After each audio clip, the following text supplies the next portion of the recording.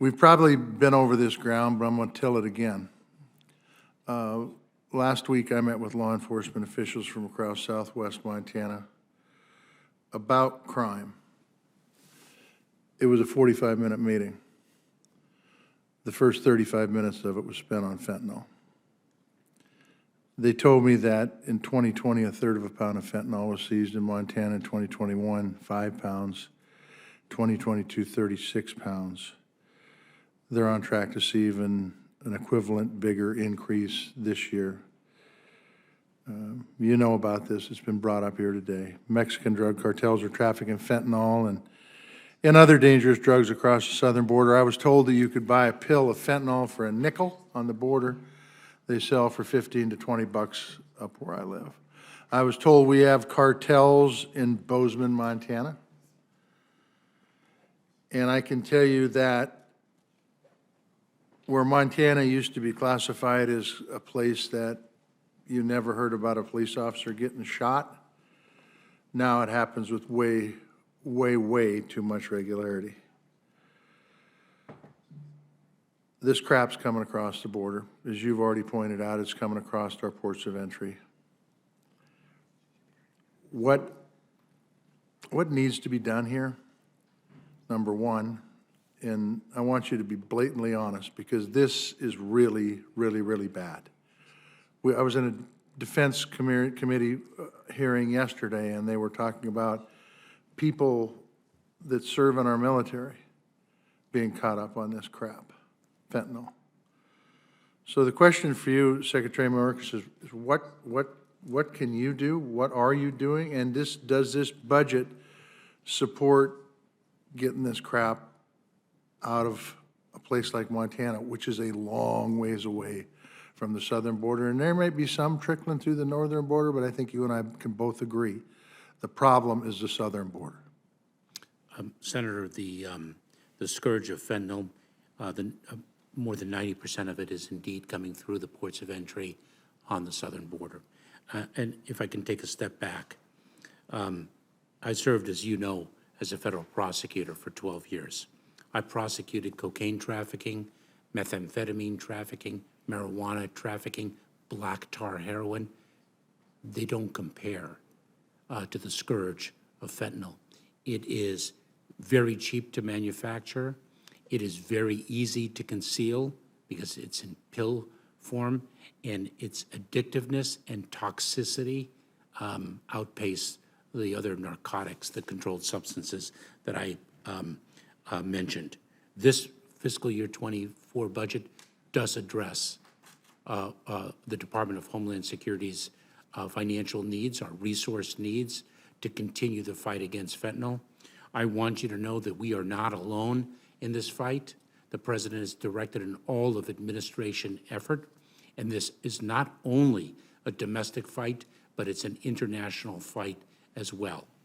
We are surging resources, personnel, technology, and other capabilities that we have to bring to bear to the ports of entry. Last week, I announced Operation Blue Lotus, that dedicated Homeland Security investigations special agents to the ports of entry so that they are there not only to help interdict, but to critically investigate and help prosecute the individuals who are trafficking in the substance. So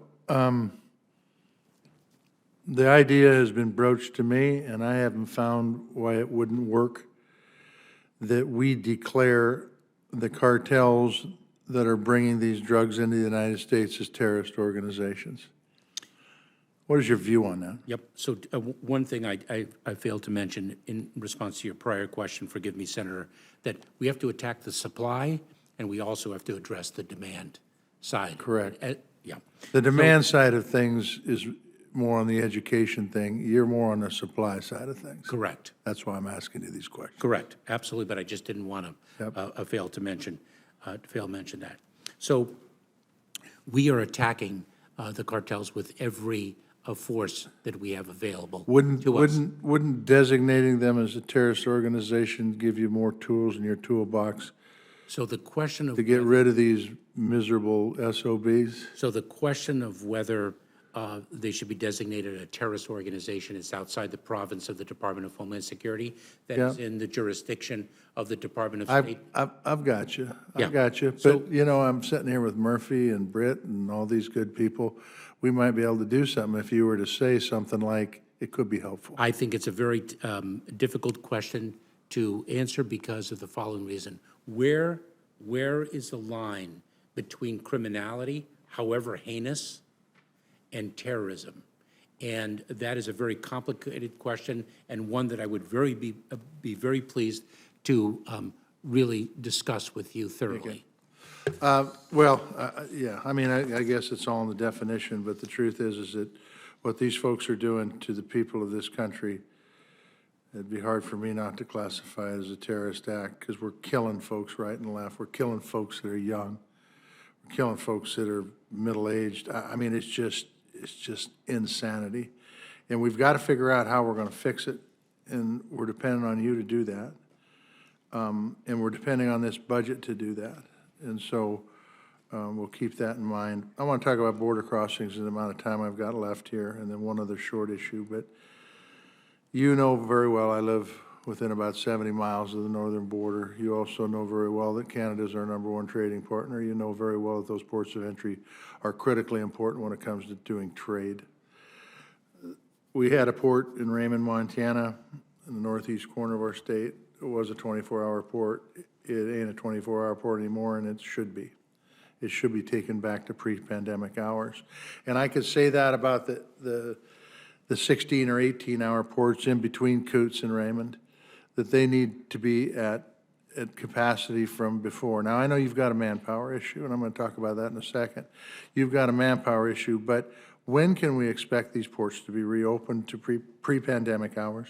So, Senator, the reduction in the port operations, as I understand it, on the northern border, because I looked into this over the past week, was not necessarily a reduction in hours by reason of the pandemic, but rather a resource allocation, because we were taking a look at the number of people actually crossing in certain ports and questioning. Yeah, but this is a chicken and egg situation. Well, I mean, no, if you shut those borders down, they're not going to come there.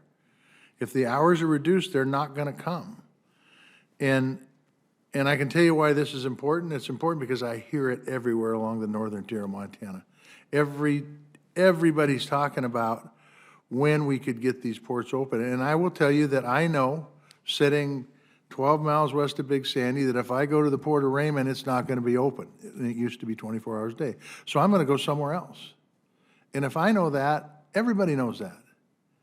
So that's the point. The point is you can't go by traffic when, in fact, people aren't going to go there because of the hours. Senator, let me, I know the assessment of the port hours is underway. Let me get back to you. Let me speak with Customs and Border Protection and get back to you. I would like that. I will tell you that I think it does not behoove this administration. It certainly doesn't behoove our economy not to have those ports open. And I know you can say, well, you know, there was only 5 cars or 50 cars or whatever the metrics are. But the bottom line is that it is very, very important that those ports remain open, because it is our #1 trading partner. And it is really important. I just want to ask you one thing. In my notes that my crack staff gave to me, it says $30 million to hire 100 new Border Patrol agents. Is that accurate in this budget? I have to get back to you. You can get back to me, on but the let me tell you precise how the number. math works out on $30 million for 100 new border agents. And I did it with my pen and pencil, and I thought, that can't be right. So I brought up my calculator, and I did it again. It's $300 grand a patrol agent. I'm ready to go to work for you tomorrow. I'm just telling you, if those are the kind of wages we're paying, okay? I mean, these folks earn every penny they get, and I'm not denying that, but 300 grand per patrol agent seems a bit high to me. That is not their annual salary. Even if it's a recruitment situation, No. somebody's making bank that's recruiting these folks. I have to break down the numbers. I'll follow Okay, up with I you. appreciate it if you could do that. Thank you.